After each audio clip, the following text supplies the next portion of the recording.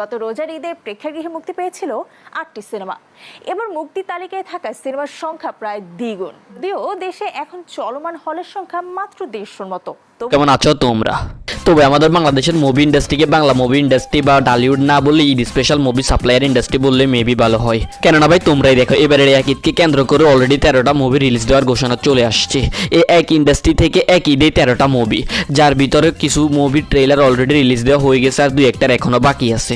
ঈদে মুক্তি পাওয়ার অপেক্ষায় থাকা 13টা মুভি হচ্ছে টলিউড কিং সাকিব খানের রাজকুমার, আবার শরীফুল রাজের একাই হচ্ছে 3টা মুভি, কাজল রেখা, ওমর, দেয়ালের দেশ, এমপি ফেরদৌসের হচ্ছে আহারে জীবন, বাংলাদেশের সবচেয়ে বেশি চর্চিত হিরো জাহিদ খানের আসে সোনার সর, যদিও সে কোনোদিনও তার অভিনয় নিয়ে চর্চায় থাকতে পারেনি।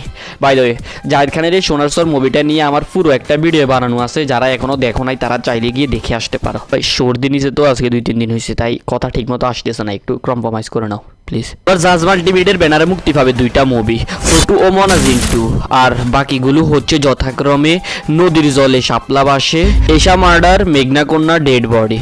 আর এদিকে পুরো দেশে বর্তমানে সিনেমা হলের সংখ্যা হচ্ছে 150টা, মানে এই 150টা হলের ভিতরে এই একই দিনে মুক্তি পাবে 13টার অধিক মুভি। আচ্ছা, গত 2023-এর ঈদের পর থেকে 2024-এর ঈদ পর্যন্ত মাঝখানে এই এক বছরের ভিতরে মনে হয় না দেশে 30টা মুভিও মুক্তি দেওয়া হয়েছে। যেহেতু আমি বাংলা মুভি সম্বন্ধে অত ভালো একটা আইডিয়া রাখি না, তাই আমি এক্সাক্ট বলতে পারতেছি না, কিন্তু ভিডিওটা বানানোর জন্য আমি রিসার্চ করে যতটুকু বুঝতে পারছি যে 30টার বেশি তো হবেই না। বাংলা মুভি ইন্ডাস্ট্রি মনে হয় পৃথিবীর একমাত্র মুভি ইন্ডাস্ট্রি যে মুভি ইন্ডাস্ট্রি একজন হিরোর কাঁধের উপর ভর করেই চলে। অফকোর্স টলিউড কিং সাকিব খানের কথা বলতেছি আমি।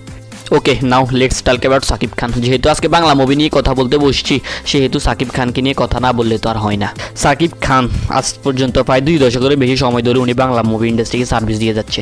এর ভিতরে এমনও সময় গেছে যে উনি এক বছরে 12 থেকে 13টা মুভিতে অভিনয় করছে, বাট লাভ ওনার সারা বাংলা মুভি ইন্ডাস্ট্রির হয় নাই। এখন হয়তো অলরেডি অনেক সাকিবিয়ান চলে গেছে কমেন্ট বক্স আমার গালি টালি দিতে, বাট ভাই তোমরা দেখো, উনি যদি বছরে 12-13টা মুভি করার মাধ্যমে যদি বাংলা মুভি ইন্ডাস্ট্রির কোনো লাভ হইতো, তাহলে কি বাংলাদেশের সিনেমা হলের সংখ্যা বাড়ার পরিবর্তে কমতো?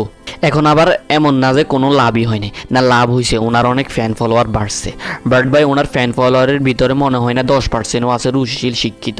ওনার ফ্যান ফলোয়ারের ভিতরে 90%ই হচ্ছে যে রিক্সাওয়ালা বা অন্যান্য ছোট কাজের সাথে জড়িত।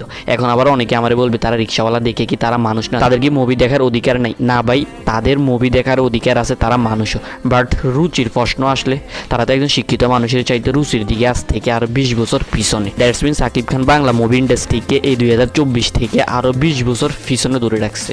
বাট রিসেন্টলির হিসাব আলাদা। উনি রিসেন্টলি দেখছি অনেকগুলো ভালো মুভিতে সাইন করেছে, যেগুলো দেখে আমার মনে হয়েছে যে এগুলো বাংলা মুভি ইন্ডাস্ট্রিকে অনেক ডেভেলপ করবে।